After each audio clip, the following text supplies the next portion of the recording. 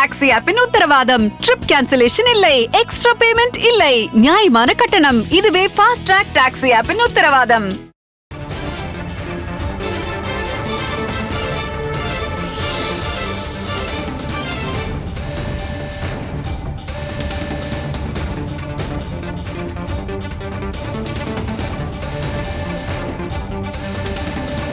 தற்போதைய செய்தியை பார்த்துக் கொண்டிருக்கிறோம்.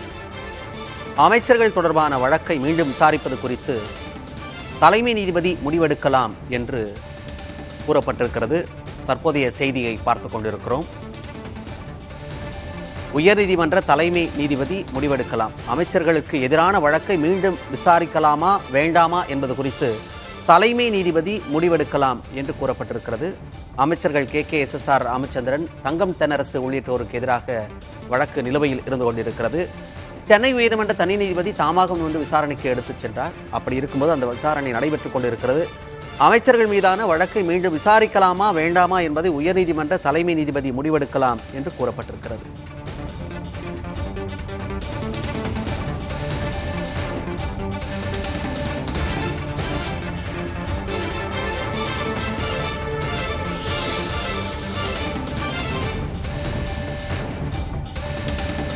தனி நீதிபதி அமைச்சர்களுக்கு எதிரான வழக்கை தாமாக முன்வந்து விசாரணைக்கு எடுத்தார்.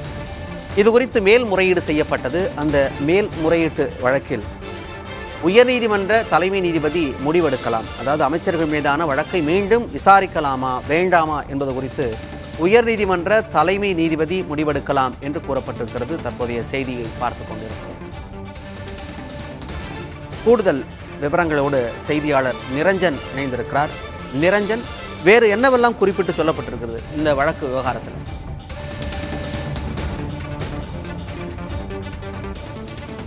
அதாவது இந்த சென்னை உயர் நீதிமன்றத்துடைய தனி நீதிபதி முன்னாள் அமைச்சர்கள் இன்னாள் அமைச்சர்கள் தொடர்பான ஏற்கனவே முடிந்து போன, அதாவது மாவட்ட நீதிமன்றங்கள்ல முடிந்து போன வழக்குகளை தானா முன் வந்து விசாரணைக்கு எடுத்திருந்தாரு. இது திமுகவாகட்டும் அதிமுகவாகட்டும் இந்த இரண்டு கட்சிகளுடைய மூத்த தலைவர்களும் இந்த வழக்கின் பின்னணியில சிக்கியிருந்த சூழல்ல அரசியல் ரீதியில பெரும் தாக்கத்தை ஏற்படுத்தக்கூடிய ஒரு வழக்கா இந்த வழக்கின் விசாரணை இருந்தது. இந்த சூழல்ல தான் உச்சநீதிமன்றத்துல தற்பொழுது அமைச்சர்களா இருக்கக்கூடிய தங்கம் தென்னரசு, KKSSR ராமச்சந்திரன் மற்றும் அதே மாதிரி முன்னாள் அமைச்சர்கள் வளர்மதி, இந்த மாதிரியான நிறைய பேர் சார்பாக இந்த தனி நீதிபதியுடைய உத்தரவுக்கு எதிராக உச்சநீதிமன்றத்தில் மனு தாக்கல் செய்யப்பட்டது. இந்த வழக்குகள் இன்னைக்கு உச்சநீதிமன்ற நீதிபதி ஹிரிகேஷ் ராய் தலைமையிலான அமர்வு முன்னாடி இரு நீதிபதிகள் அமர்வு முன்னாடி விசாரணைக்கு வந்தது. அப்போ அமைச்சர்கள் சார்பா ஆஜரான மூத்த வழக்கறிஞர்கள், நம்ம ஏற்கனவே சனிக்கிழமை நினைவிருக்கும் மணிமாறன், நம்ம புதிய தலைமுறையில பிரத்யேகமான ஒரு செய்தியை வந்து நம்ம இந்த வழக்கு தொடர்பா நம்ம வந்து பிரேக் பண்ணியிருந்தோம். அதுதான் இந்த சென்னை ஹைகோர்ட்டுடைய பதிவாளர் உச்சநீதிமன்றத்தில் தாக்கல் செய்த பதில் மனுவுடைய விவரங்கள்.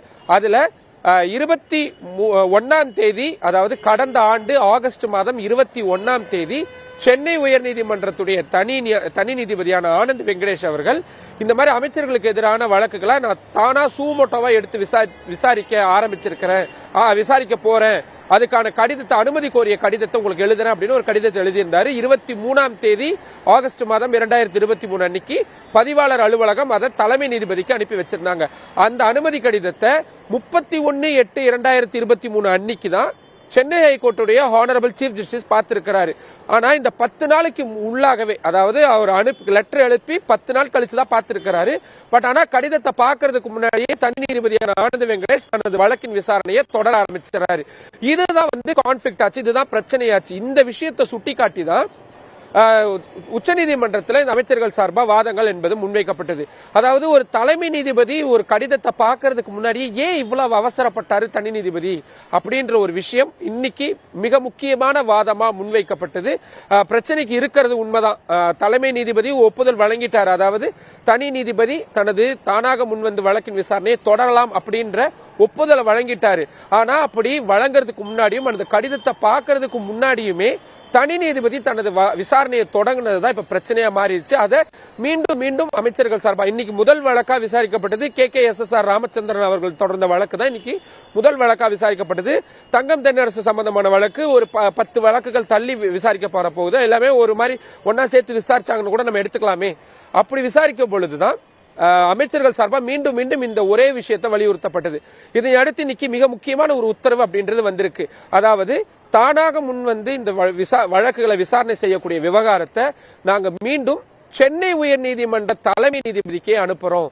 So here after he will decide, அதாவது இனி அவர் முடிவு பண்ணுவாரு இந்த வழக்குகளை யாரு விசாரிக்கணும், எந்த அமர்வு விசாரிக்கணும், அது சிங்கிள் ஜட்ஜ் பெஞ்சா, டிவிஷன் பெஞ்சா, இல்ல அவரே கூட விசாரிக்கலாமா, இது எல்லாத்தையுமே நாங்க சென்னை ஹைகோர்ட்டுடைய சீஃப் ஜஸ்டிஸ்க்கு நாங்க அனுப்பிச்சு வைக்கிறோம் அப்படின்ற ஒரு விஷயத்த சொல்லிட்டாங்க. சோ இந்த நொடி இப்ப நம்ம பேசிக்கிட்டு இருக்கக்கூடிய இந்த நொடி தனி நீதிபதி இதுக்கப்புறம் இந்த வழக்கின் விசாரணையை தொடர முடியாது, அதாவது அமைச்சர்களுக்கு எதிரான தானா முன்வந்து வழக்கின் விசாரணையை தொடர முடியாது அப்படின்றத புரிஞ்சுக்க முடியும். அதுக்காக இந்த வழக்கு விசாரணை மொத்தமா முடிஞ்சு போயிருச்சா அப்படின்னா அதுவும் கிடையாது.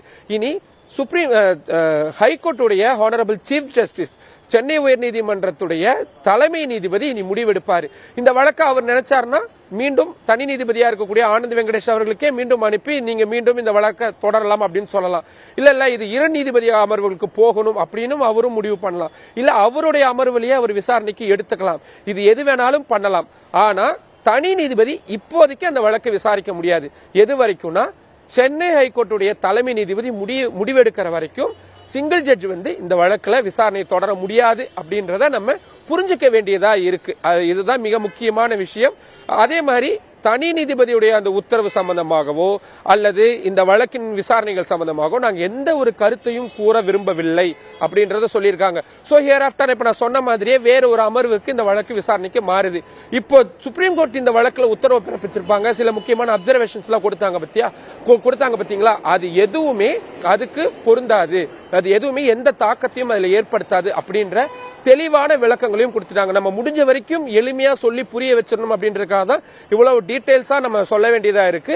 சோ தமிழ்நாட்டில் இருக்கக்கூடிய முன்னாள் மற்றும் இன்னாள் அமைச்சர்கள் சொத்து குவிப்பு சம்பந்தமான முடிந்து போன வழக்குகளை சென்னை ஹைகோர்ட்டுடைய சிங்கிள் ஜட்ஜ் தானா முன் வந்து விசாரணைக்கு எடுத்தது சம்பந்தமான வழக்கின் விவரங்களை சென்னை உயர்நீதிமன்றத்துடைய தலைமை நீதிபதி தொடர்ந்து அந்த வழக்கை யார் விசாரிக்கணும் அப்படின்னு முடிவெடுப்பாரு அப்படின்ற மிக முக்கியமான ஒரு தீர்ப்பை இன்னைக்கு கொடுத்திருக்காங்க. மணிமாறன், விரிவான தகவல்களை வழங்கியமைக்கு நன்றி நிரஞ்சன்.